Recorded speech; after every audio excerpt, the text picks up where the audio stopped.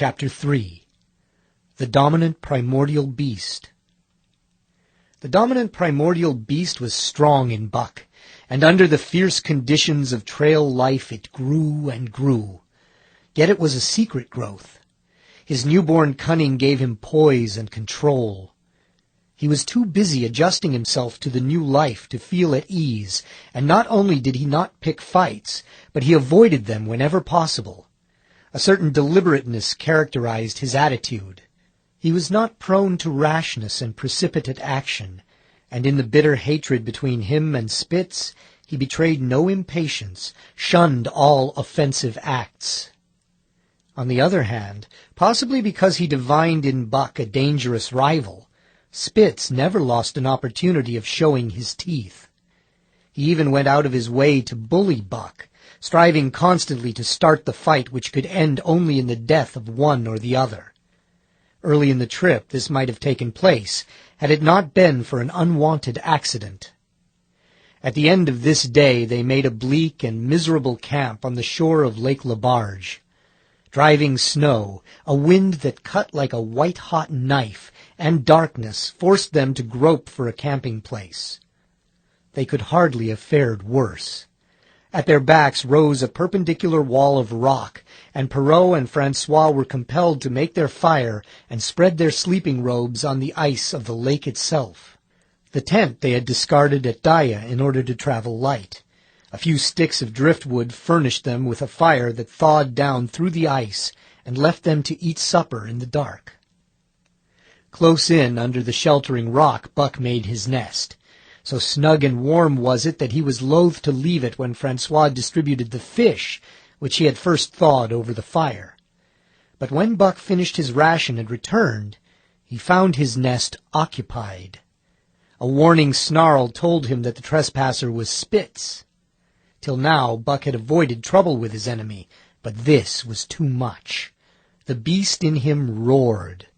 He sprang upon Spitz with a fury which surprised them both, and Spitz particularly, for his whole experience with Buck had gone to teach him that his rival was an unusually timid dog, who managed to hold his own only because of his great weight and size. Francois was surprised, too, when they shot out in a tangle from the disrupted nest, and he divined the cause of the trouble. "Aye-ah!" he cried to Buck. "Give it to him, by gar! Give it to him, the dirty thief!" Spitz was equally willing. He was crying with sheer rage and eagerness as he circled back and forth for a chance to spring in.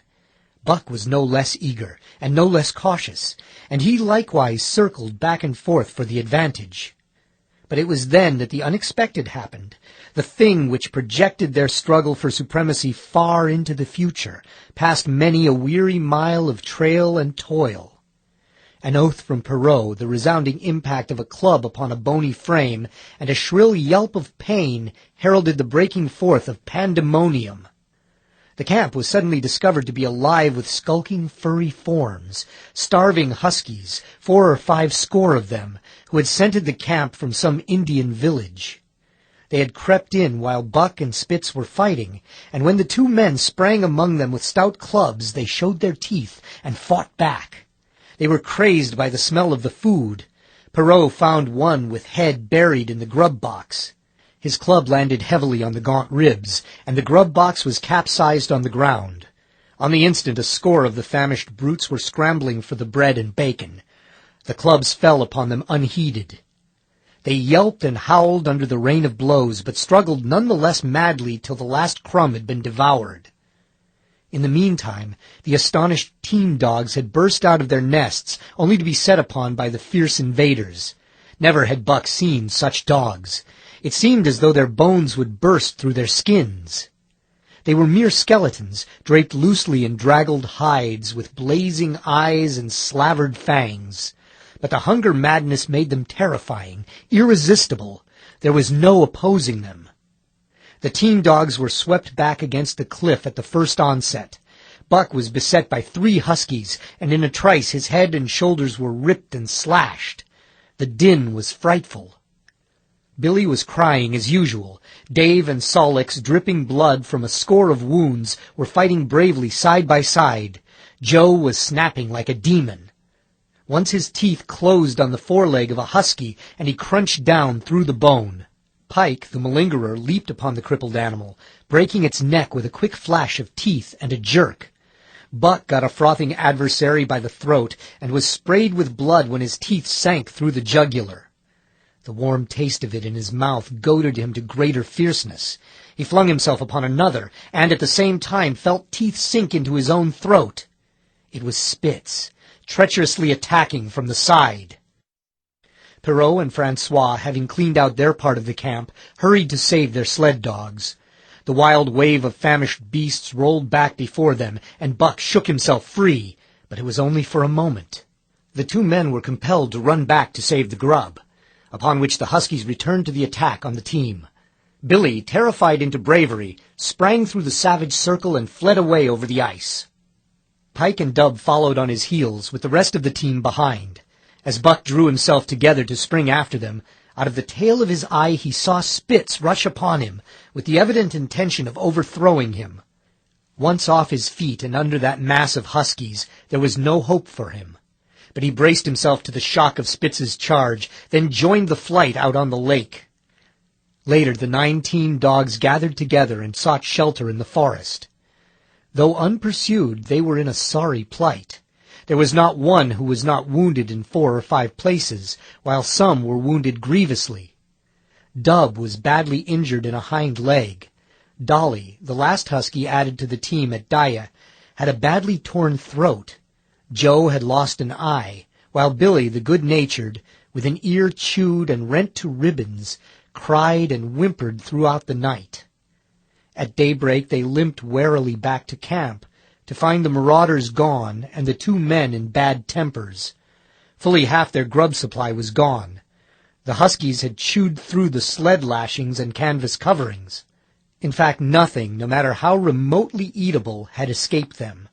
They had eaten a pair of Perrault's moose-hide moccasins, chunks out of the leather traces, and even 2 feet of lash from the end of Francois's whip. He broke from a mournful contemplation of it to look over his wounded dogs. "Ah, my friends," he said softly, "maybe it make you mad dog, does many bites. Maybe all mad dogs, sacre dam. What you think, eh, Perrault?" The courier shook his head dubiously. With 400 miles of trail still between him and Dawson, he could ill afford to have madness break out among his dogs. 2 hours of cursing and exertion got the harnesses into shape, and the wound-stiffened team was under way, struggling painfully over the hardest part of the trail they had yet encountered, and, for that matter, the hardest between them and Dawson. The 30-mile river was wide open. Its wild waters defied the frost, and it was in the eddies only and in the quiet places that the ice held at all. 6 days of exhausting toil were required to cover those 30 terrible miles. And terrible they were, for every foot of them was accomplished at the risk of life to dog and man. A dozen times Perrault, nosing the way, broke through the ice bridges, being saved by the long pole he carried, which he so held that it fell each time across the hole made by his body. But a cold snap was on, the thermometer registering 50 below zero, and each time he broke through, he was compelled for very life to build a fire and dry his garments. Nothing daunted him. It was because nothing daunted him that he had been chosen for government courier. He took all manner of risks, resolutely thrusting his little wizened face into the frost and struggling on from dim dawn to dark. He skirted the frowning shores on rim ice that bent and cracked underfoot, and upon which they dared not halt. Once the sled broke through with Dave and Buck, and they were half frozen and all but drowned by the time they were dragged out. The usual fire was necessary to save them. They were coated solidly with ice, and the 2 men kept them on the run around the fire, sweating and thawing, so close that they were singed by the flames.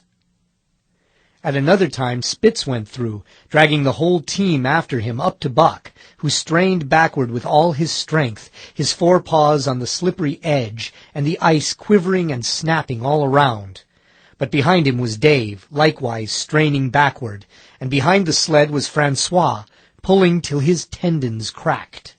Again the rim ice broke away before and behind, and there was no escape except up the cliff.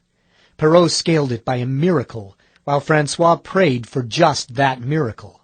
And with every thong and sled lashing and the last bit of harness rove into a long rope, the dogs were hoisted, one by one, to the cliff crest. Francois came up last after the sled and load. Then came the search for a place to descend, which descent was ultimately made by the aid of the rope, and night found them back on the river with a quarter of a mile to the day's credit. By the time they made the Hootalinqua and good ice, Buck was played out. The rest of the dogs were in like condition, but Perrault, to make up lost time, pushed them late and early. The first day they covered 35 miles to the Big Salmon. The next day 35 more to the Little Salmon. The third day 40 miles, which brought them well up toward the Five Fingers. Buck's feet were not so compact and hard as the feet of the huskies. His had softened during the many generations since the day his last wild ancestor was tamed by a cave-dweller or river-man. All day long he limped in agony, and camp once made, lay down like a dead dog. Hungry as he was, he would not move to receive his ration of fish, which Francois had to bring to him. Also the dog-driver rubbed Buck's feet for half an hour each night after supper, and sacrificed the tops of his own moccasins to make 4 moccasins for Buck. This was a great relief, and Buck caused even the wizened face of Perrault to twist itself into a grin one morning when Francois forgot the moccasins, and Buck lay on his back, his 4 feet waving appealingly in the air, and refused to budge without them. Later his feet grew hard to the trail, and the worn-out footgear was thrown away. At the Pelly one morning, as they were harnessing up, Dolly, who had never been conspicuous for anything, went suddenly mad. She announced her condition by a long, heartbreaking wolf howl that sent every dog bristling with fear, then sprang straight for Buck. He had never seen a dog go mad, nor did he have any reason to fear madness, yet he knew that here was horror, and fled away from it in a panic. Straight away he raced, with Dolly panting and frothing, one leap behind. Nor could she gain on him, so great was his terror, nor could he leave her, so great was her madness. He plunged through the wooded breast of the island, flew down to the lower end, crossed a back channel filled with rough ice to another island, gained a third island, curved back to the main river, and in desperation started to cross it. And all the time, though he did not look, he could hear her snarling just one leap behind. Francois called him a quarter of a mile away, and he doubled back, still one leap ahead, gasping painfully for air and putting all his faith in that Francois would save him. The dog-driver held the axe poised in his hand, and as Buck shot past him, the axe crashed down upon Mad Dolly's head. Buck staggered over against the sled, exhausted, sobbing for breath, helpless. This was Spitz's opportunity. He sprang upon Buck, and twice his teeth sank into his unresisting foe, and ripped and tore the flesh to the bone. Then Francois's lash descended, and Buck had the satisfaction of watching Spitz receive the worst whipping as yet administered to any of the teams. "One devil, that Spitz," remarked Perrault. "Some damn day him kill that Buck." "Dat Buck 2 devils," was Francois's rejoinder. "All the time I watch dat Buck, I know for sure. Listen, some damn fine day him get mad like hell, and then him chew dat Spitz all up and spit him out on the snow. Sure, I know." From then on it was war between them. Spitz, as lead dog and acknowledged master of the team, felt his supremacy threatened by this strange Southland dog. And strange Buck was to him. For of the many Southland dogs he had known, not one had shown up worthily in camp and on trail. They were all too soft, dying under the toil, the frost, and starvation. Buck was the exception. He alone endured and prospered, matching the husky in strength, savagery, and cunning. Then he was a masterful dog, and what made him dangerous was the fact that the club of the man in the red sweater had knocked all blind pluck and rashness out of his desire for mastery. He was preeminently cunning, and could bide his time with a patience that was nothing less than primitive. It was inevitable that the clash for leadership should come. Buck wanted it. He wanted it because it was his nature, because he had been gripped tight by that nameless, incomprehensible pride of the trail and trace, that pride which holds dogs in the toil to the last gasp, which lures them to die joyfully in the harness, and breaks their hearts if they are cut out of the harness. This was the pride of Dave as wheel dog, of Sol-leks as he pulled with all his strength, the pride that laid hold of them at break of camp, transforming them from sour and sullen brutes into straining, eager, ambitious creatures, the pride that spurred them on all day and dropped them at pitch of camp at night, letting them fall back into gloomy unrest and uncontent. This was the pride that bore up Spitz and made him thrash the sled dogs who blundered and shirked in the traces or hid away at harness-up time in the morning. Likewise, it was this pride that made him fear Buck as a possible lead dog. And this was Buck's pride, too. He openly threatened the other's leadership. He came between him and the shirks he should have punished, and he did it deliberately. One night there was a heavy snowfall, and in the morning Pike, the malingerer, did not appear. He was securely hidden in his nest under a foot of snow. Francois called him and sought him in vain. Spitz was wild with wrath. He raged through the camp, smelling and digging in every likely place, snarling so frightfully that Pike heard and shivered in his hiding place. But when he was at last unearthed and Spitz flew at him to punish him, Buck flew, with equal rage, in between. So unexpected was it, and so shrewdly managed, that Spitz was hurled backward and off his feet. Pike, who had been trembling abjectly, took heart at this open mutiny, and sprang upon his overthrown leader. Buck, to whom fair play was a forgotten code, likewise sprang upon Spitz. But Francois, chuckling at the incident while unswerving in the administration of justice, brought his lash down upon Buck with all his might. This failed to drive Buck from his prostrate rival, and the butt of the whip was brought into play. Half stunned by the blow, Buck was knocked backward, and the lash laid upon him again and again, while Spitz soundly punished the many times offending Pike. In the days that followed, as Dawson grew closer and closer, Buck still continued to interfere between Spitz and the culprits, but he did it craftily, when Francois was not around. With the covert mutiny of Buck, a general insubordination sprang up and increased. Dave and Sol-leks were unaffected, but the rest of the team went from bad to worse. Things no longer went right. There was continual bickering and jangling.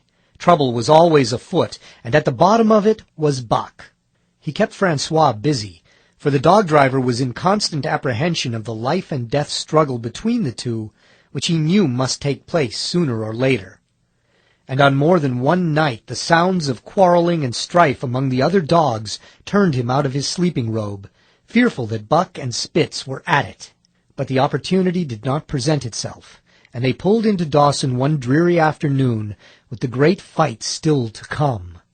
Here were many men and countless dogs, and Buck found them all at work. It seemed the ordained order of things that dogs should work. All day they swung up and down the main street in long teams, and in the night their jingling bells still went by. They hauled cabin logs and firewood, freighted up to the mines, and did all manner of work that horses did in the Santa Clara Valley. Here and there Buck met Southland dogs, but in the main they were the wild wolf-husky breed. Every night regularly at 9, at 12, at 3, they lifted a nocturnal song, a weird and eerie chant in which it was Buck's delight to join.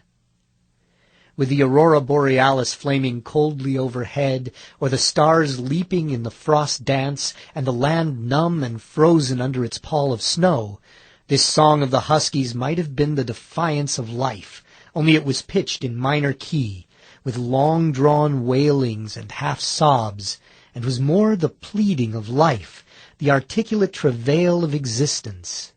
It was an old song, old as the breed itself, one of the first songs of the younger world in a day when songs were sad. It was invested with the woe of unnumbered generations, this plaint by which Buck was so strangely stirred. When he moaned and sobbed, it was with the pain of living that was of old the pain of his wild fathers, and the fear and mystery of the cold and dark that was to them fear and mystery. And that he should be stirred by it marked the completeness by which he harked back, through the ages of fire and roof, to the raw beginnings of life in the howling ages. 7 days from the time they pulled into Dawson, they dropped down the steep bank by the barracks to the Yukon Trail and pulled for Daya and Salt Water. Perrault was carrying dispatches, if anything more urgent than those he had brought in. Also, the travel pride had gripped him, and he purposed to make the record trip of the year. Several things favored him in this. The week's rest had recuperated the dogs and put them in thorough trim. The trail they had broken into the country was packed hard by later journeyers, and further, the police had arranged in 2 or 3 places deposits of grub for dog and man, and he was traveling light. They made 60 Mile, which is a 50-mile run, on the first day, and the second day saw them booming up the Yukon well on their way to Pelly. But such splendid running was achieved not without great trouble and vexation on the part of Francois. The insidious revolt led by Buck had destroyed the solidarity of the team. It no longer was as one dog leaping in the traces. The encouragement Buck gave the rebels led them into all kinds of petty misdemeanors. No more was Spitz a leader greatly to be feared. The old awe departed, and they grew equal to challenging his authority. Pike robbed him of half a fish one night and gulped it down under the protection of Buck. Another night Dub and Joe fought Spitz and made him forego the punishment they deserved. And even Billy, the good-natured, was less good-natured, and whined not half so placatingly as in former days. Buck never came near Spitz without snarling and bristling menacingly.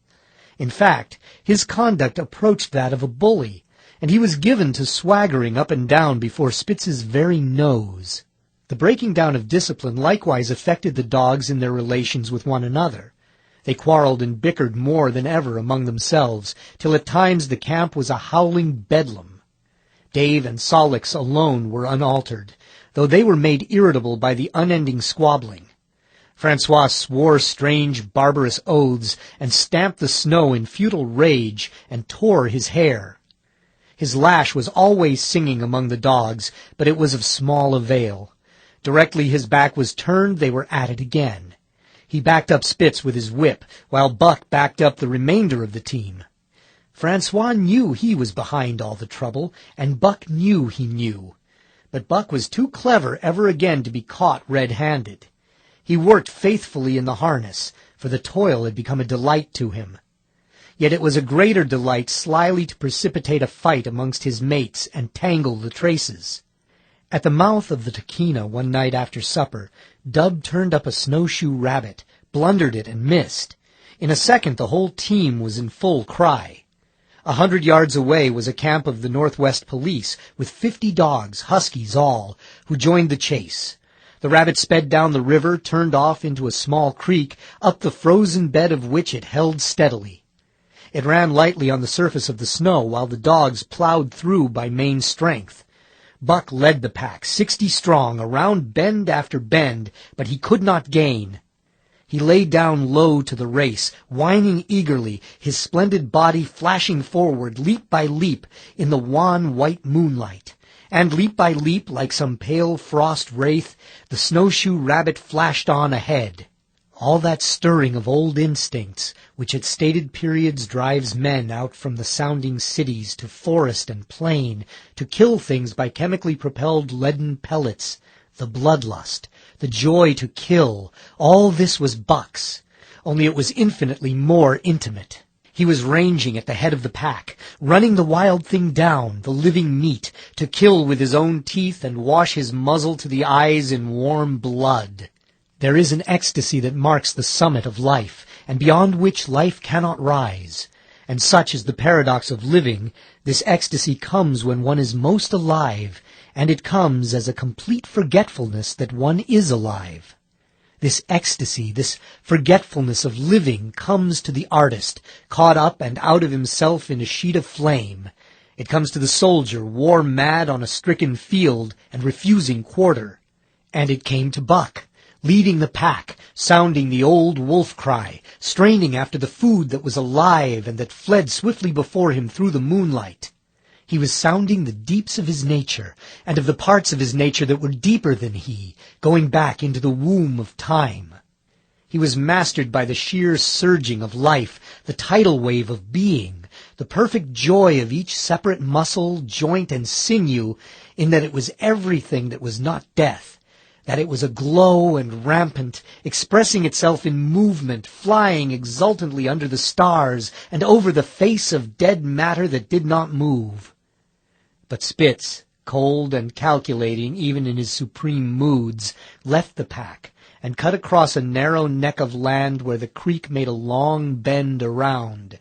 Buck did not know of this, and as he rounded the bend, the frost wraith of a rabbit still flitting before him, he saw another and larger frost wraith leap from the overhanging bank into the immediate path of the rabbit. It was Spitz. The rabbit could not turn, and as the white teeth broke its back in mid-air, it shrieked as loudly as a stricken man may shriek.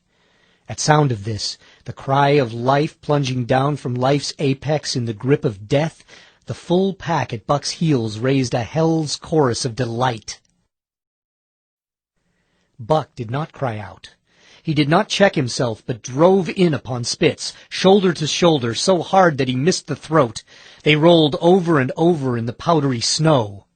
Spitz gained his feet almost as though he had not been overthrown, slashing Buck down the shoulder and leaping clear. Twice his teeth clipped together, like the steel jaws of a trap, as he backed away for better footing, with lean and lifting lips that writhed and snarled. In a flash Buck knew it. The time had come. It was to the death. As they circled about, snarling, ears laid back, keenly watchful for the advantage, the scene came to Buck with a sense of familiarity. He seemed to remember it all, the white woods and earth, and moonlight, and the thrill of battle. Over the whiteness and silence brooded a ghostly calm. There was not the faintest whisper of air. Nothing moved. Not a leaf quivered. The visible breaths of the dogs rising slowly and lingering in the frosty air. They had made short work of the snowshoe rabbit, these dogs that were ill-tamed wolves. And they were now drawn up in an expectant circle. They, too, were silent, their eyes only gleaming and their breaths drifting slowly upward. To Buck it was nothing new or strange, this scene of old time. It was as though it had always been, the wonted way of things. Spitz was a practiced fighter. From Spitzbergen through the Arctic and across Canada and the Barrens, he had held his own with all manner of dogs and achieved to mastery over them. Bitter rage was his, but never blind rage. In passion to rend and destroy, he never forgot that his enemy was in like passion to rend and destroy. He never rushed till he was prepared to receive a rush, never attacked till he had first defended that attack. In vain Buck strove to sink his teeth in the neck of the big white dog. Wherever his fangs struck for the softer flesh, they were countered by the fangs of Spitz. Fang clashed fang, and lips were cut and bleeding, but Buck could not penetrate his enemy's guard. Then he warmed up and enveloped Spitz in a whirlwind of rushes.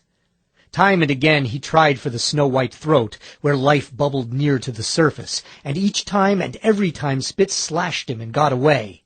Then Buck took to rushing, as though for the throat, when suddenly drawing back his head and curving in from the side, he would drive his shoulder at the shoulder of Spitz, as a ram by which to overthrow him. But instead, Buck's shoulder was slashed down each time as Spitz leaped lightly away. Spitz was untouched, while Buck was streaming with blood and panting hard. The fight was growing desperate, and all the while the silent and wolfish circle waited to finish off whichever dog went down. As Buck grew winded, Spitz took to rushing, and he kept him staggering for footing. Once Buck went over, and the whole circle of 60 dogs started up, but he recovered himself almost in mid-air, and the circle sank down again, and waited. But Buck possessed a quality that made for greatness: imagination. He fought by instinct, but he could fight by head as well. He rushed, as though attempting the old shoulder trick, but at the last instant swept low to the snow and in. His teeth closed on Spitz's left foreleg. There was a crunch of breaking bone, and the white dog faced him on 3 legs. Thrice he tried to knock him over, then repeated the trick and broke the right foreleg. Despite the pain and helplessness, Spitz struggled madly to keep up. He saw the silent circle with gleaming eyes, lolling tongues, and silvery breaths drifting upward, closing in upon him, as he had seen similar circles close in upon beaten antagonists in the past. Only this time, he was the one who was beaten. There was no hope for him. Buck was inexorable. Mercy was a thing reserved for gentler climes. He maneuvered for the final rush. The circle had tightened till he could feel the breaths of the huskies on his flanks. He could see them beyond Spitz and to either side, half crouching for the spring, their eyes fixed upon him. A pause seemed to fall. Every animal was motionless, as though turned to stone. Only Spitz quivered and bristled as he staggered back and forth, snarling with horrible menace, as though to frighten off impending death. Then Buck sprang in and out. But while he was in, shoulder had at last squarely met shoulder. The dark circle became a dot on the moon-flooded snow as Spitz disappeared from view. Buck stood and looked on, the successful champion, the dominant primordial beast who had made his kill and found it good.